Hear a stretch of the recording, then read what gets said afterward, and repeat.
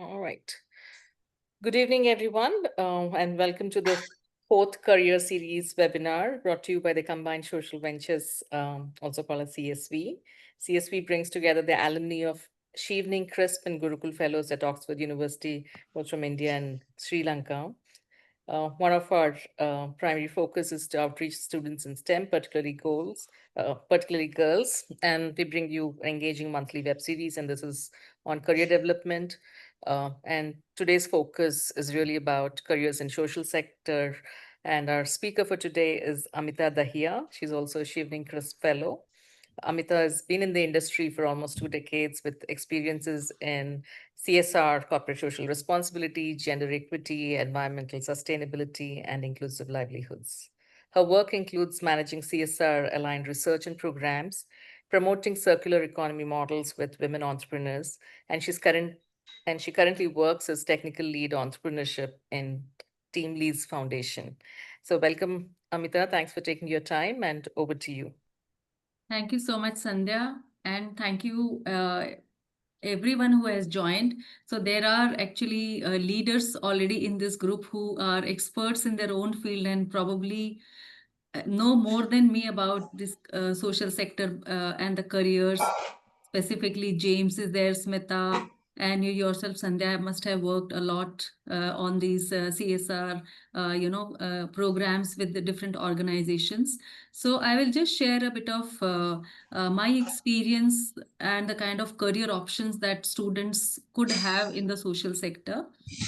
And so to begin with, how do we define really what the social sector is? So social sector is basically it's the that sector that allows organizations to work in the space to create social development and social impact, supporting the government in doing service delivery, whether it's from in the field of education, healthcare, to climate action. So you can think of an area or an issue where government is creating development options, and the social sector is basically an arm of the government, we could say, in that sense, to help and support the social development aspects. And the thematic areas that the sector covers are completely are in align with what the government's national agenda and the international agenda that is set by the world economies as to how we have to move forward on the development process. And this starts from programs with poverty alleviation, zero hunger, gender equality, quality education, like you name it, and it's been covered by the sector. So how does then the social sector actually adds to to the development programs? So the way that sector works is through organizations, non-profit organizations, civil society organizations, then social enterprises, foundations and trusts, CSR initiatives, think tanks, and international or intergovernment organizations. So all these organizations actually contribute or are part of the social sector, and the kind of role that they play and the purpose they have. For example, if we look at non-profit organizations, their purpose is to create social impact through service delivery, like like implement a government program or a CSR or corporate social responsibility that is to be delivered by a corporate. So they operate through that model, and their main like key activities that they undertake, it could be advocacy, it could be providing support to the community. So working at the grassroots level, for example, you see organizations like Pratham, like Oxfam, the American India Foundation. So these are some of the examples of non-profit organizations. And please feel free to interrupt me, or if you have any question, let me know. Then we can stop there and have a discussion around it. Then the civil society organizations, basically their main role is to strengthen the civic participation. Broad term, for example, there are public groups or groups that come together and they are passionate about an issue. So they want to actually raise their voice against something if they feel that for example, like right to information. So how the Right to Information Act actually came into being is courtesy to the civic participation, and that comes under civil society organizations. So this is the kind of potential that the organizations they have. Then we also have like social enterprises, that there are people who are trying to solve a social problem using business models. For example, if you look at Gunj, that they tried to work with the so their model is like they collect clothes and then they repurpose it and sell it out.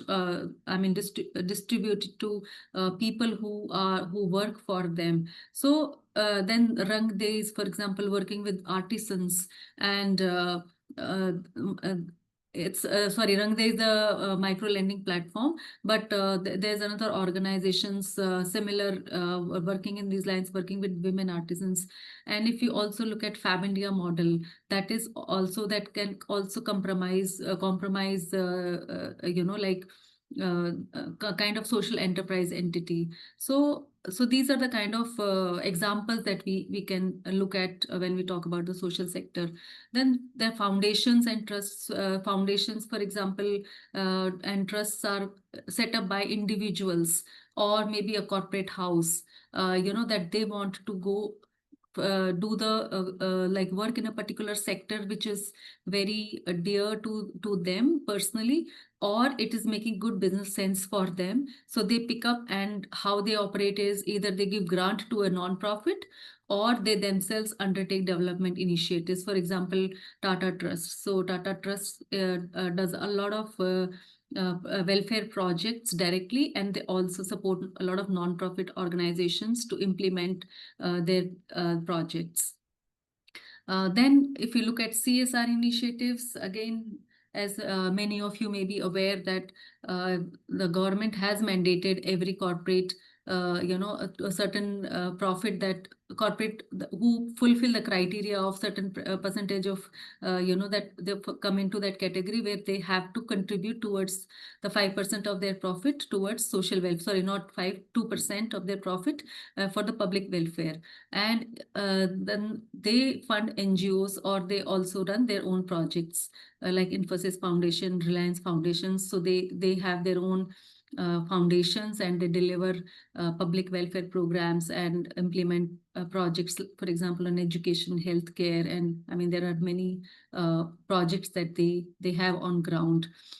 Then we have think tanks and policy institutions. So they also again come under social sector, because they relate to, they try and work around policy formulation through a lot of research analysis, publications, recommendations to the government. If you look at Niti Aayog or CCS is a, like Center for Civil Society, Center for Policy Research. So all these organizations come under, these think tanks come under the social sector. Then we have international organizations like United Nations would also come into this category, because they work for social development programs around the globe. And OECD, Organization Security, like OSCE, then, so there are lots of examples. And even if we look at the different government organizations that are operating in India, for example, the embassies and all, they also have programs that support development efforts in India. So this is the kind of social sector organization the sector covers. And in this, the kind of careers that one can have, for example, because traditionally how we have been brought up thinking as to, if you work for a non-profit only if you are inclined to do some social work or social welfare, and there are very limited type of opportunities that are available. But no more, this field is ever evolving, and it's becoming more and more professional as year on year, as because our world is becoming very complex, and also the need to solve more and more problems. So similarly, the this sector has also evolved, and now it has opened up opportunities for people to work in various type of domains, whether you come from social sciences, whether you come from a science stream or an IT stream, or let's say even business. So if we look at in the non-profit like NGOs, you have typical, you would have like program managers, you would need coordinators, then monitoring and evaluation specialists, so fundraising, communications. So the kind of skills and qualifications that are required for, let's say, to be a program manager. So you need to have an understanding of program management, how you have to work with community, and proposal. If you are a fundraising officer, you need to understand how to write grants and kind of proposals that you should have an understanding about. If you are in M&E, then you need to understand data and how to do data analysis. So all these require technical skills. Similarly, in communication, you need to have strong communication skills, degree in social sciences, development studies. So you can have even you know in any stream you can have a qualification, and you would still qualify to join non-profit sector. Is that what I wanted to say? So similarly, if you are wanting to work for a CSO, so if you have these kind of skills and the technical knowledge of in law, pol science, or other sociology backgrounds, so with that kind of qualification, also you can work in the social sector. Then for social enterprising, you need to have an understanding, or if you have an MBA, or like finance background, or engineering background. So all those skills are very very useful and also very relevant, since now a lot of jobs in the social sector are becoming very very technical, and they prefer people who come from these different backgrounds. For example, climate change, engineering, IT. So because you bring a technical skill which is very relevant in today's job place, at the same time you also bring an understanding into the sector. Similarly, I mean economics. I mean all these. If we look at different types of organizations and how they operate, and you can understand that you could be studying in any stream, whether it's HR or it's like technical. All your skills, you will find a very relevant and a good job in this sector. So so it should not be limited to the fact that because I have not studied, I don't know anything about social work, or I have not done social work degree, so I will not be eligible, because now it's becoming very very specialized. And I was specifically wanted to focus on IT because we are promoting, CSV is promoting a STEM for, especially for girls. We are promoting, and we want more and more girls to go into science learning and science related jobs. And but it should not be thought that there are no job available in the social sector, because there's a lot of potential. When you have IT specialization, you have like lots of job options in the civil society and non-profit sector. For example, database, you need to have skills in IT to be a database administrator, to become a monitoring and evaluation officer, to work on digital campaigns. You need to have digital understanding. Then web development, advocacy, cyber security specialist. So there are a lot of opportunities for girls or even boys. If you have a degree in IT, or you have specialization in a different other than social sciences, there are a lot of job opportunities in this sector. At entry level also you have a lot of job, mid level, and at the same time senior level as well. So I wanted to focus on this aspect. Then Social media also, again, if you're in the field of communication is very very relevant and very very important factor, especially in the social sector, because social sector uses a lot of media, platforms to communicate their messages, to interact with the public. So a lot of entry level jobs, like social media assistant, content creator, communications, and in mid level also opportunities where, like, running campaigns, whether they are digital campaigns or offline campaigns, and fundraising, digital outreach. So at senior level, if we see head of communications, chief communication officer. So what I'm trying to say is that this sector has a lot of opportunities, in terms of job opportunities, from the students who have worked in the IT sector, who have like a degree or learning, like studying in IT. So do not limit yourself to think that this is, I don't know what I there's nothing for me in the social sector. So it also depends on what kind of skills do you want to develop. So that this was about my presentation. And if you have any questions, then we can go in for the questions.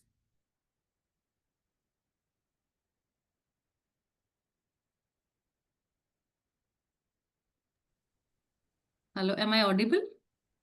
Yes. Yes. I have Very interesting, Amita. Thank you. That was a really wide scope, and you covered it, to really give a full, big picture of everything that, the social sector is part of. So I think my question is really on behalf of STEM students who are starting out and who are really looking at finding their purpose. They are at this stage not really looking at purpose in its entirety, but I think along that journey, along that career journey, somewhere the question of purpose comes up. And you want to talk a little bit more about integrating that from the beginning of that journey, and how can they kind of how can they identify that early in their journey rather than arriving at it later on? Right. So this is a thank you, Smith. That's a very, very important question, because as you begin to look into what you want to do and how you want to go about it. So I think the first step for the STEM students is to first understand about, need to have an understanding about what the social sector is, what is their calling, what they want to do, how they want to go about, embedding this into their entire purpose in life. So I think they should have at least an exposure to the sector by some internship or by engaging with the sector when they are at college, or when they are studying and trying to figure out the job options. Then also, how it will help is that they will develop an understanding and the challenges of the sector, and whether they want to become part of the solution. So in this way, they learn about it. They also help the organization or the sector to with the skills that they already have, and then they can explore as to what kind of skill sets they bring to the table.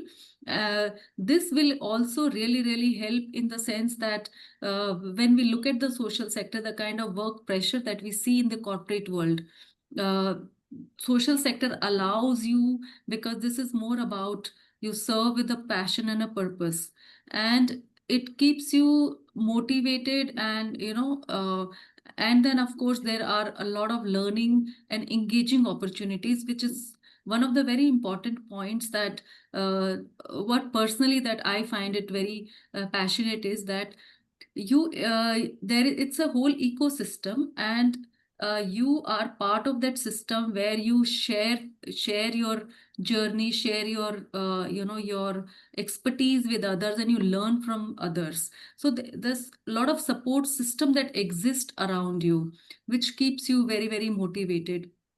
And secondly, I think you also you serve with a purpose, and it's not that there are limitations that you are not getting paid well or something like that, because it's a very, very competitive market today, and the jobs in the social sector are very well paying.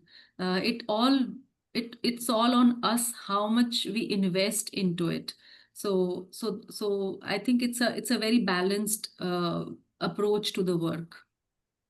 Yeah, absolutely right. And I was just thinking while you were speaking that even if they are not choosing directly to work in the social sector, they will always interact with people, either their department or some of the work that they're doing will interface with social impact projects, or the product or service that they are developing may have a direct impact. Because at the end of the day, any company or any job that you join, the purpose is you are solving for something. You're solving for a need, or you're providing a service, or you're developed a product, even if it's a tech company.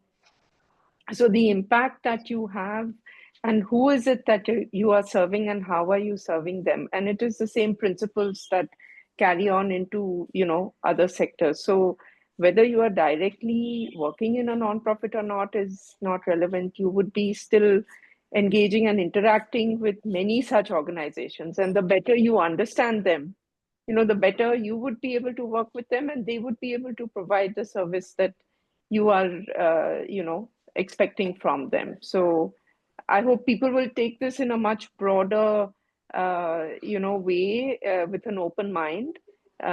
So there are many ways to look at careers in the social sector. You may not directly be in the field, so to say, but you will certainly be definitely interacting with people who are in the field. So thank you. Absolutely, absolutely. And also, like when you are an entrepreneur, for example, you're like you open up a social enterprise. So the purpose is not just to make profits, but also to solve a problem on ground, low cost technologies.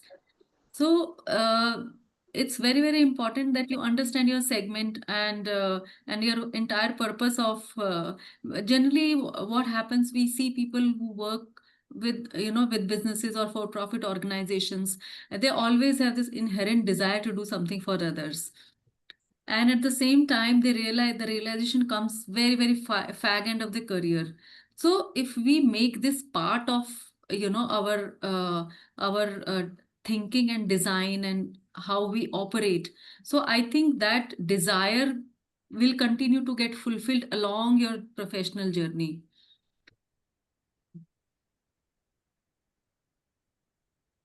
Thank you, Just Amita. to endorse what Smita and Amita are saying, for all technological intervention, there will be a social aspect. So for at the society level, there is a social aspect. So I endorse suggestion what Smita was saying. They should have some internship in social sector, even though they are doing the STEM education. They should have some internship or 6 months or 3 months exposure in NGOs or social sector. So what they see the problem will be totally different after this internship. They see in the society, they address the problem, identifying the need, interacting with the users, interacting with the other stakeholders. It's all help them. So I endorse what Smita and Amita says. Thank you, James. This actually makes me think that how we have been like we are fellows and we have been helping, and we are now Mhm. trying to get the students to help them understand in their journey. So I think one of the things that as CSV we can also propose, if we can have a fellowship or kind of an internship program where we can allow them to learn or give them some exposure to the work that we are doing. So I think that can be a good step towards that. Yeah, sure. Sometimes they totally change their outlook when they realize the real needs and real social aspects. It's totally the way of thinking will be changed. Absolutely, absolutely. What do you think, Sandhya? I think that's fantastic. I was just relating when you talked about internships, right? I mean, uh, I'm going to quote a personal example. My daughter is doing her integrated law, commerce and law, and they have to have it's a mandatory internship for them to do multiple internships according to the BCI, Bar Council of India, and one of them is actually in the social sector. So that's already there from a policy making perspective, if you will. I think it'll be interesting to see that it's expanded not just into the law aspects of it, but in all other professional services or in the NEP. Maybe that's something which we should talk offline and see that, that can be enabled for all degrees, right? If internships are there everywhere, but I think having one, at least to start with, as an optional is a fantastic idea. I have one Yeah. question, Amita, Sure. on top of it. You mentioned, anybody can come into the sector, and what's your background? And I'm sure you've learned on the job and adapt, and you've done multiple things in the social sector. It's not in the same area. You've kind of talked about different enterprises, different types of roles. What's your educational background, and how did you move and learn skills and took on the next job and the next job, and the next job? Right, right. So thank you, Sandhya. Actually, my journey has been very, very, I would say I had a broken education. So I got married very early and my husband was in the military. So I had to choose either stay back in one place, complete my education, or move with him constantly and learn new things. And obviously, I chose the later. So I moved with him, and in the beginning it was difficult to find jobs. Like today we have no dearth of jobs, but when you move to smaller places, you have to really look forward for an opportunity to do something. So the only thing I could do was to teach, because by the time you settle, then it's again time to move. So in the beginning, then this is how, because I always wanted to do something. And initially I was graduating in commerce and I actually wanted to work in a corporate, and somehow those things did not materialize, but nevertheless, so then I did that in 2006. My husband got the chance to go to New York. So then I thought a lot about it as to how my career also should move now. And then I enrolled for a program there, Masters in Public Administration. So I completed that, and then I got into the non-profit sector. The idea was always because I always thought my husband is serving the nation, I should also do a similar thing. Maybe the social development, it attracted me a lot uh, because this was something that I always probably desired, or maybe the army molded me into that. Since I was part of the Army Wives Welfare Association, right? When I joined the army, I mean, when I joined my husband, so part of that, it was, we were like members of the AWA, and we had to like look after the welfare of the Jawans' wives and teach them in different skills. So I think that whole idea also probably got from there. And then my husband's sister, by then she had moved into the development sector, and currently she's she's heading the UN Women in India. So also looking at her, I felt, wow, this is really great, because it's very satisfying that you are doing something for other people and you also get paid for it. So so that was the whole this thing. So once I got back to India, then I wanted to first my job was with UN, and then I had to continue to move because I wanted to have a balanced life with my family, and my kids were growing up, and so this is how I had to constantly change jobs. But this also helped me learn a lot within different organizations, how they operate, how challenging it is to work at the grassroots. So when I was at the UN, I was sitting on policy tables and on these panels and talking big things, and I used to have at the back of my mind, oh my God, I don't have a grassroots knowledge to talk such a, like at such forums. I want to now go back to the grassroots and learn from there. So purposely, I knew it will be challenging, it will not be paying much, but I wanted to take that challenge so that I can understand the other side of things. And now when I look at a CSR, a corporate asking questions, I know both sides, because I have been part of an organization where we were doing grant making, and then also part of the organization where we are implementing. So I know what kind of challenges are there and how they cover up, and what kind of questions we need to ask when we are funding. So this is how the journey has been, and it's been a very, very interesting and learning, working in different thematic areas, not just education, healthcare. I have not worked, but water conservation, climate action, and entrepreneurship. So it's been a great learning for me, I would say. Thank It's you. Thank you for inspiring. It's sharing. really inspiring. Thank you, James. Mm. And I think one of the big factor that I would contribute to CSV is that all of you have been so supportive. Like you won't let go of a person. You will hold them in one place, even they are feeling low or they are down or they're not able to. So this is the strength that CSV brings. Like you're enabling. I would say you're enablers, because you allow us to keep our vision in the right place, to be able to help others. So I don't think I would have been like talking like this so confidently without your constant support in everything I do.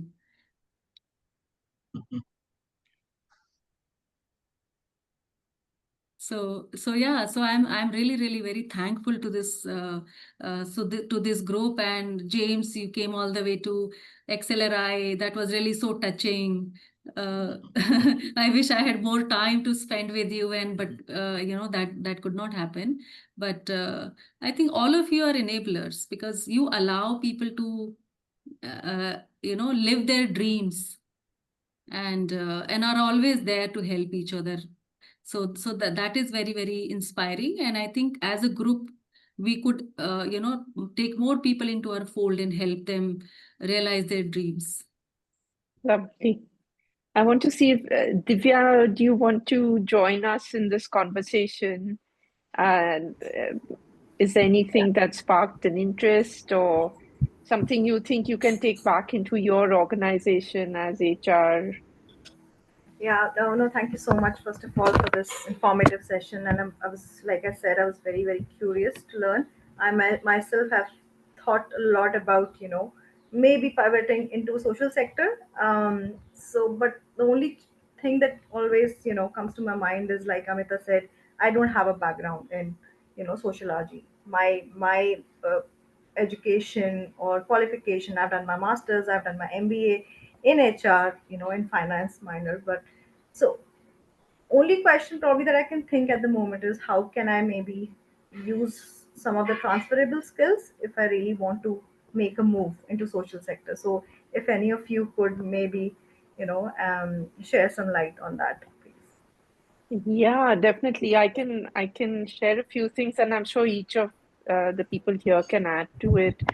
The first thing is intent. Like if you have the intention to serve and to serve with a pure intent, then there is nothing. I don't think that is the first requirement, and really, to my mind, the most important requirement, because many of the other things, like you're saying, are transferable skills. The skills that you use, whether it's people skills, whether it's financials, um, whether it's communication, whether it's technology, all of these also come into play in any social sector organization, right? What we forget is they are not working in a silo. They are working in the same ecosystem that all of us live and work in as well. And there are organizations around you that are social sector organizations, Um, so we always tend to look at it as corporates on one side, NGOs on the other side, government is a third, whole pillar. These are not, academia is a fourth, area, but everybody is actually interconnected. So really, I would say the very first thing is, if you have the intent, um, that's number one. Secondly, think about which area. You can either do it by sector, or you can look at stakeholder group. So is it that you want to work with children, for example, or do you want to work with animals, or do you want to work with women? Now, women is again a very broad generic area. So you can look at healthcare, or you can look at livelihoods.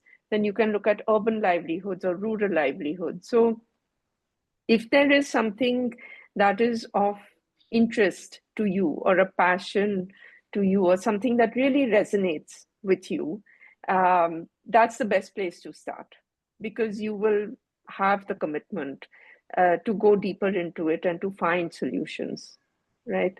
And the thing is to really keep anything that we do in the sector, it's very important to not is to look at it from the perspective of the stakeholder group that you're trying to help, right? We're not doing it for us. So if I want to do livelihoods for women in rural India, I should not forget, who am I developing a program for? Who am I doing the fundraising for?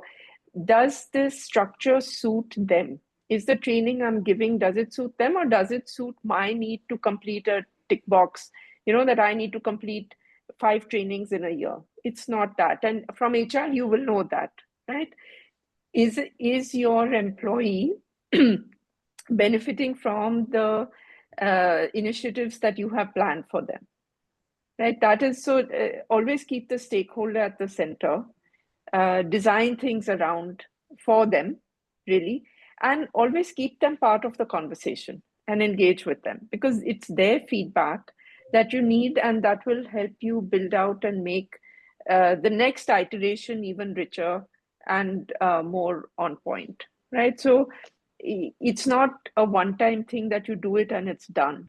These are lifelong, ongoing things, right? These are initiatives that continue actually lifelong, because it's not that you're going to be able to eradicate poverty, or that all the garbage in the city will be cleared up, right? Or the rivers will be cleaned up, or plastic will suddenly disappear in a day, or everyone will start segregating their garbage and recycling. So you need patience, you need consistency, but it's important to kind of identify what aspect you are passionate about, and then just get in there without overthinking it. Get in there with an organization that appeals to you and start volunteering. The best place to learn is just start at the grassroots, at the bottom, anywhere, even if you want to just go in and help in the office. But start engaging with the different people and the stakeholders and see how, and that will take you deeper in and help you build out solutions. So I would just say start, even if it's a start on the weekend. Pick a cause or a group or something that appeals to you. So where I live recently now, we're trying to become a zero waste society, the complex where I live in. So it's brought together a lot of people who are really passionate about it, about the environment and plastic waste and recycling and conservation, but don't know how to go about it on their own, right? But when you pull even 5 people together, that 5 has now become 50. And then you start seeing a difference. So just start. Absolutely. Pick a place and just start. Yeah.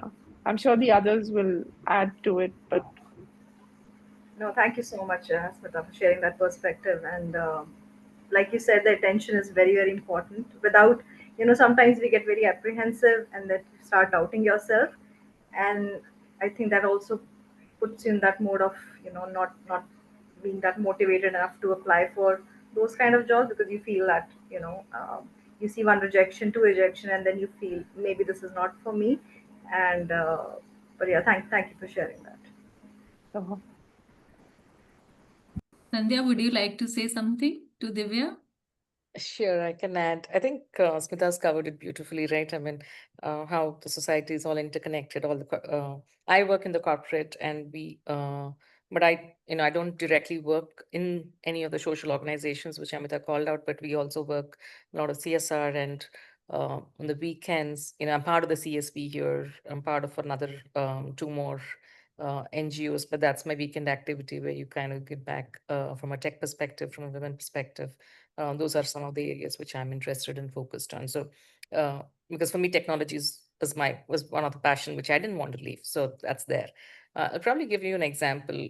Even though you're in a corporate, you could still do things. I mean, as part of a program where and you could move because I work for Microsoft, and Microsoft is a huge company, and it's like an industry itself. You can find different jobs. So at one point of time, I took in a job where we could help, and we had a partnership with UNICEF at that point of time, and we will during COVID, we wanted to go look at how do we have digital learning even when there's no internet, and the solution, what you're really looking for, like how our was like, how do you get that? And that's not, it's really about problem solving. And here the problem solving is really like, how do you get that? Because there are no teachers in a refugee camp. You don't have like the right stuff like that, but you want to give the proper learning.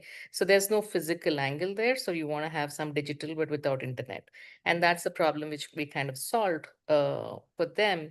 And it required different levels of problem solving. We kind of worked with the grassroots level. So somebody was there, we were, talking, they were video recording. Sometimes there was some internet, we kind of had to speak and figure out the solution. How do we get in from the cities, and how do we take the boxes back, and also track the whole learning and stuff like that, right? So you could figure out those aspects of it. It's end of the day, whichever field you are in, you could still do if you're passionate about it. So for that period, like a few years, I actually took on that job, solved that problem. And of course, I moved into another problem. For me, PS kind of problem solving is also something gives me a kick. So I kind of moved and tried to look at a problem and solve, and then move to another one. But you tie in based on your passion, and do that. So the interconnectedness comes. So the corporate and social, because corporates also have, this is not just about CSR, right? Giving money. This is really about solving the right problem where you need technology. So I kind of married those two things together. So just wanted to share an example there. Thank you, Sandhya. No, that's very encouraging to hear, and I think that only inspires and motivates people, not just me and others, to kind of make that shift if they really want to. Really, thank you for that. James, would you have any advice? Just to one of the approach we use in the social sector is bottom up approach. Usually, what we follow is top down approach. But whatever information we have, we just bombard it on the people. One suggestion is that when we are going to societal intervention or societal activities, that bottom up approach, learning from the people, is very important. We will get a lot of insights and lot of information when we interact with the people, and lot of insights, and where we intervene, the details of the problem, everything we'll get from the people. So the approach we need to be from bottom up, not from the top down, especially when we are dealing with the grassroots level interventions. Thank you. Yeah. Great. I think that was really very important. And what I can share, Divya, is that maybe because you are working in the HR, and there are a lot of opportunities where you can mentor people in what you know. So you can transfer your skills to the organization, maybe the NGO, or maybe some groups, or college students. Like, I'll give an example. Like, when we had designed a program and delivered. In that, we were giving trainings to women entrepreneurs. So we had a pool of experts that we had put together, and we used to organize mentoring sessions with the entrepreneurs and with the experts. So it was kind of a direct interaction between the kind of problems that they were facing and the kind of solution the expert can bring in. So I think even that kind of engagement you could align or start to think about. So probably you can just write down exactly, because also it's fine, it's difficult to really realize as to you want to do something but you don't know what. So maybe this conversation might help you put together some things that you think you can easily do, and then that could be a starting point. So I think if that helps you. Definitely. Thanks, Amita. All right. I think we're almost at the top of the hour. Thank you so much, Amita, for taking the time, and an amazing overview on the social sector and the careers in social sector, the different types of, which are there, not just in the industry, but also the roles, and sharing your journey. Really, really appreciate it. Thank you, and have a good day, everyone. Thank you. Thank you, Thank you, Sanjana. everyone. Thank you, It Amita. was wonderful interaction, and thank you for the opportunity. Thanks a lot. Thanks, everyone.